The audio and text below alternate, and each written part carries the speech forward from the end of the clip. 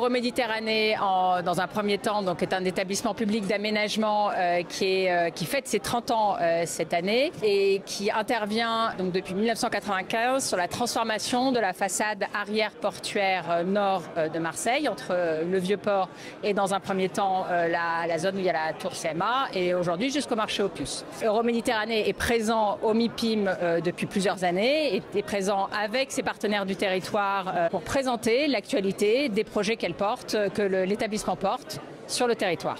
Nous avons une actualité très riche cette année, qu'on a présentée là dans une séquence qui vient de se passer, où on faisait d'une part la présentation de 2 projets avec une intensité opérationnelle forte, qui sont le projet appelé des fabriques, que l'on porte avec Bouygues Immobilier et Link City depuis une consultation qui a eu lieu en 2017. C'est un quartier déjà mixte où il y a différentes composantes du logement, du bureau, des services, des commerces, des écoles. Et donc c'est des quartiers vivants qui vivent aussi bien la semaine, le week-end, la journée, le soir. Et ça en fait un quartier complètement actuel avec les enjeux d'aujourd'hui. Les 500 premiers logements ont déjà été livrés depuis l'année dernière et cette année. Et ensuite, il y a aussi un quartier où il y aura des bureaux. On livre cette année le futur siège régional d'RTE qui accueillera 500 collaborateurs à la fin d'année 2025.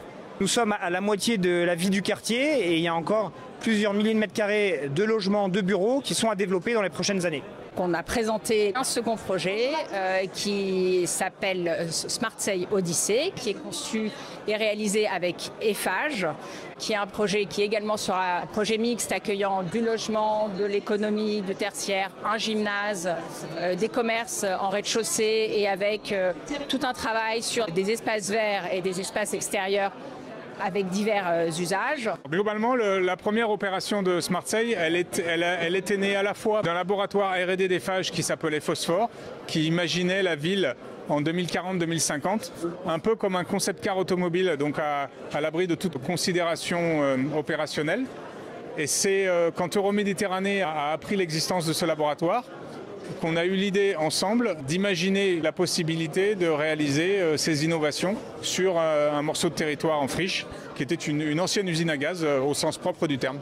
Le Marseille de demain, c'est d'abord et avant tout, je pense, ce qu'on appelle la ville du quart d'heure. Donc c'est l'idée de dire qu'on ne spécialise pas les quartiers, mais on trouve dans chaque morceau de quartier de ville toutes les fonctions disponibles au pied de chez soi, pour travailler, pour vivre, pour se déplacer, pour se distraire, pour bénéficier de l'ensemble des services, de l'éducation, de la santé, etc., etc.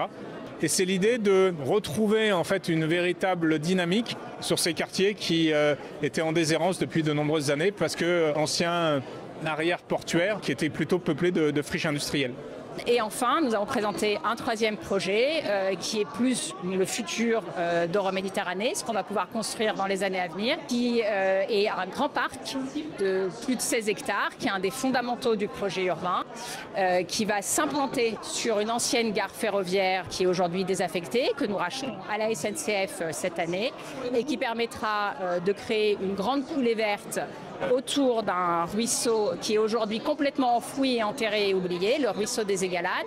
C'est un grand parc, un parc de 16 hectares qui s'ajoute à d'autres. Donc ce sont 20 hectares de parc qui sont faits pratiquement en préalable de la construction des quartiers. C'est vraiment un parc du 21e siècle.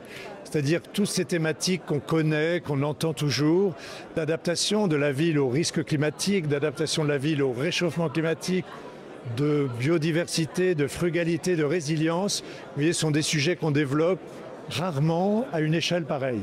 C'est-à-dire qu'ici, c'est 1 km de parc, c'est 1,5 km de ruisseau, c'est 16 hectares de parc, c'est 64 millions d'investissements pour justement remettre au cœur d'une ville et en amont des constructions une véritable présence de nature.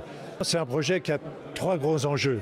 C'est évidemment l'enjeu hydraulique. Ce parc est d'abord destiné à contenir les inondations. C'est d'abord de très grands bassins qui vont être creusés pour, dans des cas centenaires, retenir des eaux et permettre le développement de Marseille à l'abri des crues. Le deuxième grand enjeu de ce parc, c'est justement celui de la nature, de la biodiversité. Renaturer 1,5 km de ruisseaux qui sont aujourd'hui contenus dans des réseaux qui sont enterrés, canalisés, c'est un enjeu extraordinaire. Enfin, il y a un troisième enjeu qui est social. Ce parc va servir à relier des quartiers qui sont aujourd'hui très disjoints, des quartiers existants, des quartiers à venir. Ce parc, c'est vraiment le lieu de rassemblement, mais c'est le lieu qu'on traverse, c'est l'articulation entre toutes ces pratiques qui existent, qui vont se développer, encore une fois, autour d'un parc, ce qui est assez extraordinaire.